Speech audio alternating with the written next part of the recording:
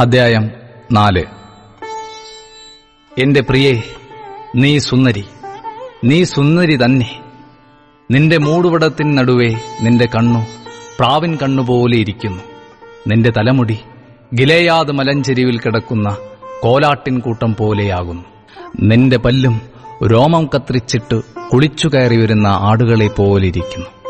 അവയിൽ ഒന്നും മച്ചിയായിരിക്കാതെ എല്ലാം ഇരട്ട പ്രസവിക്കുന്നു. നിന്റെ അധരം കടും ചുവപ്പ് നൂൽ പോലെയും നിന്റെ വായ് മനോഹരവുമാകുന്നു. നിന്റെ ചെന്നികൾ നിന്റെ മൂടുപടത്തിനുള്ളിൽ മാതളപ്പഴത്തിൽ ഖണ്ഡം പോലെയിരിക്കുന്നു. നിന്റെ കഴുത്ത് ആയുധശാലയായി പണിതിരിക്കുന്ന ദാവീദിന്റെ ഗോപുരത്തോട് ഒക്കും. അതിൽ 1000 പരിച തൂക്കിയിരിക്കുന്നു.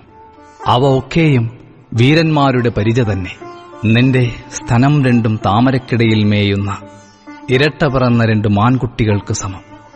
വെയിലാറി നിഴൽ കാണാതെയാകുവോളം ഞാൻ മൂറിന്മലയിലും കുന്തിരിക്കക്കുന്നിലും ചെന്നിരിക്കാം. എന്റെ പ്രിയേ, നീ സർവാംഗ സുന്ദരി, നിന്നിൽ യാതൊരു ഊനവുമില്ല. കാന്തേ, ലബനോനെ വിട്ടു എന്നോടുകൂടെ വരിക.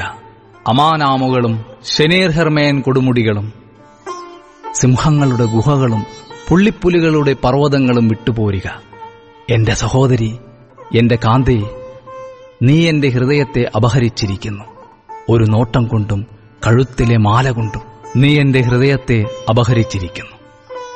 എന്റെ സഹോദരി, എന്റെ കാന്തേ, നിന്റെ പ്രേമം എത്ര മനോഹരം! വീഞ്ഞിനേക്കാൾ നിന്റെ പ്രേമവും സകലവിധ സുഗന്ധവർഗത്തെക്കാൾ നിന്റെ തൈലത്തിന്റെ പരിമളവും എത്ര രസകരം! അല്ലയോ കാന്തേ, നിന്റെ അധരം തേൻകട്ട പൊഴിക്കുന്നു. നിന്റെ നാവിൻ കീഴിൽ തേനും പാലുമുണ്ട്. നിന്റെ വസ്ത്രത്തിന്റെ വാസന ലബനോന്റെ വാസന പോലെ ഇരിക്കുന്നു.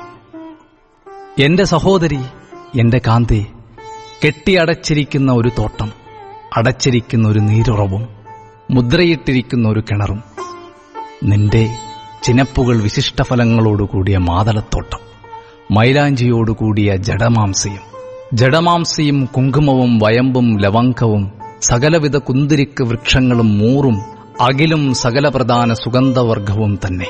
നീ തോട്ടങ്ങൾക്കൊരു നീരുറവും വറ്റിപ്പോകാത്ത കിണറും ലബനോനിൽ നിന്നൊഴുകുന്ന ഒഴുക്കുകളും തന്നെ. വടതിക്കാറ്റെ ഉണരുക, തെന്നിക്കാറ്റെ വിരിക. എന്റെ തോട്ടത്തിൽ നിന്ന് സുഗന്ധം വീശേണ്ടതിനു അതിന്മേലൂതുക. എന്റെ പ്രിയൻ തന്റെ തോട്ടത്തിൽ വന്നു അതിലെ വിശിഷ്ടഫലം പുജിക്കട്ടെ.